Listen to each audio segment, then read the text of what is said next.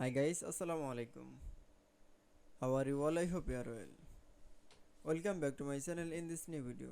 Today's video, how to remove text box border in a Google Doc. So get it started. At first, open your docs file. Firstly, remove text box border is. Then we can see and click the text box and click for the edit option.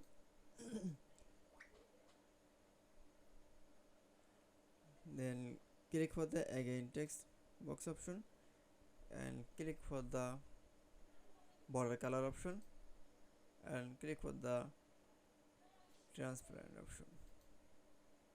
It's okay. And go click for the save and close option. It's okay. Then I show the text box border in a Google Docs. I hope to enjoy the video. Please like, comment, share and subscribe my channel. Thanks for watching.